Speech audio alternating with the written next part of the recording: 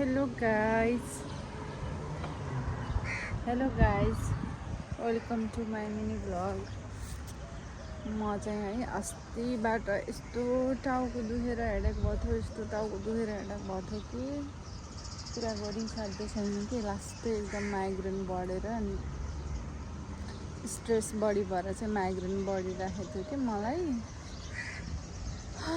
म चाहिँ भर्खर सुतेर उठेर अनि यसो बाल्कुनीमा माथि आएको अनि यसो आएको कि फ्रेस भएको चाहिँ यहाँनिर आउँदाखेरि त्यस्तो यो पछाडिको हुन्छ नि यो दुखेर एकदम माइन्ड एकदम फ्रेस भयो कि हाम्रो यहाँ पछाडि कति राम्रो छ नि त, लेग साइड छ। यसो पछाडि आउँदाखेरि अनि चराचुरुङ्गीहरू कराएको सुनिन्छ।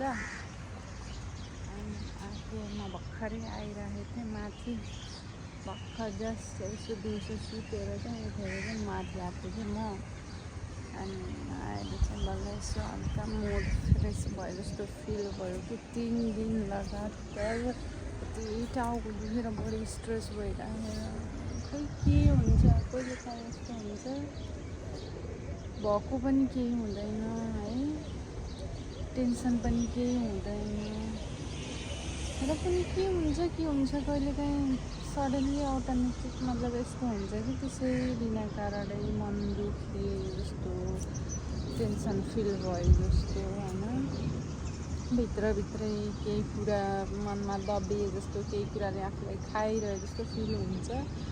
त्यस कारणले गर्दाखेरि नि बेला बेलामा आफै हल्का बिमारी भइरहेको हुन्छ। फेरि अनि यस्तै छ, एक त परदेशी जिन्दगी जे जस्तो भयो नि, बिमारी भयो नि काम त गर्न परेको होइन।